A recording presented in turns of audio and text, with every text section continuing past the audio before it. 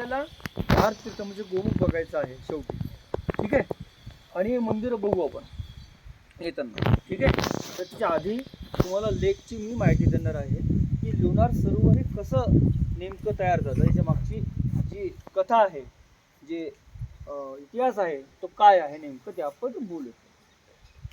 तर पण हे खोटं ठरलं, कारण हे बघा वरचा जो पहाड आहे इथून तर जमिनीपर्यंत खालच्या हा डोंगर फक्त 510 फूट खोल आहे. पाणी नाही हा, पाणी साईडला फक्त 30 फूट खोल आहे, या साईडला म्हणा किंवा त्या साईडला.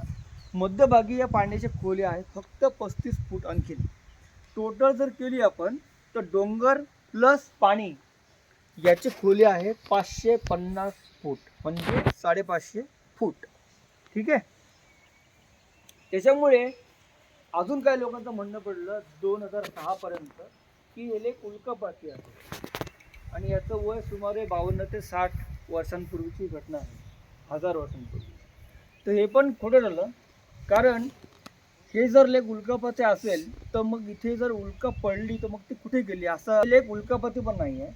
2006 ते 10च्या कालखंडामध्ये या ठिकाणी जपानवाल्यांनी परत स्टडी केली होती, त्यांचं कार्बन डेटिंग केलं. त्यांनी कार्बन डेटिंग केल्यानंतर त्यांना याचं खरं वय कळलं. तर सुमारे 5.25 लाख वर्षांपूर्वी, म्हणजे 5,75,000 वर्षांपूर्वी या ठिकाणी एक 10 लाख टनाचा अश्नी म्हणजे बेसॉल्ट रॉकनी हे जगातलं एकमेव खाऱ्या पाण्याचं लेक तयार झालेलं आहे. याचं वजन 10 लाख टन होतं, रुंदी 20 मीटर होती. आणि बघा याचे गोमुख आहे, तर या गोमुखच्या तिरकस कोणामधून 17 डिग्री सेल्सिअसनी हा दगड असा तिरपा आत घुसला आणि यांनी पूर्व आणि पश्चिम पूर्ण कापली. जमिनीच्या मध्यभागी जाऊन याने जवळजवळ 6 मेगा टन इतका विनाश केला.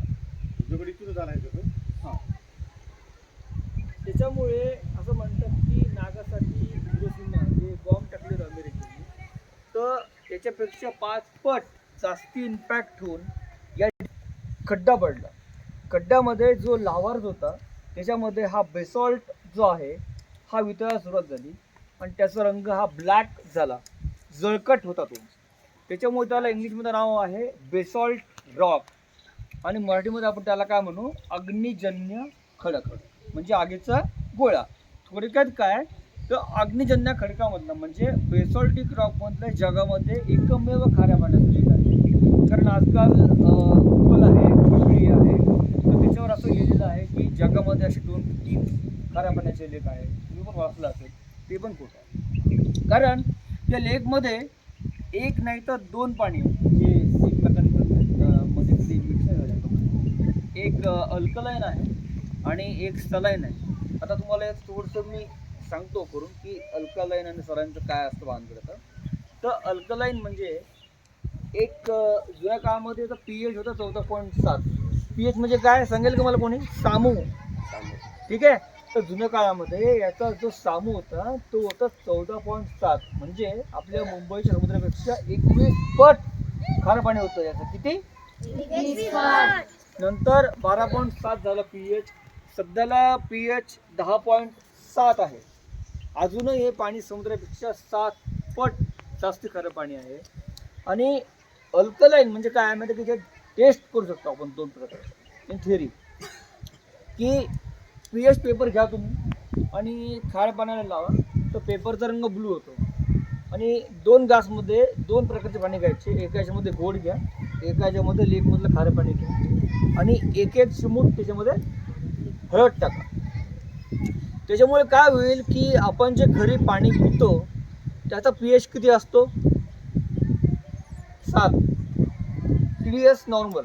त्यामुळे या पाण्याचा रंग चेंज होईल का गोड पाण्याचं हळद टाकल्यामुळे? नाही होणार. पण याच्यामध्ये 52 प्रकारचे वेगवेगळे क्षार आहे, त्याच्यामुळे हळद टाकल्यानंतर याचा रंग आपल्या ब्लडसारखा लाल सुट्ट होईल.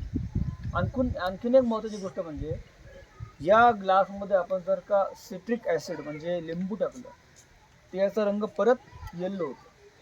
तुम्हाला कल्पना असेल, तुम्ही शाळेत शिकता असाल तर असंच एक लेख चंद्राच्या पृष्ठभागावरती पण पाहायला गेलेला आहे.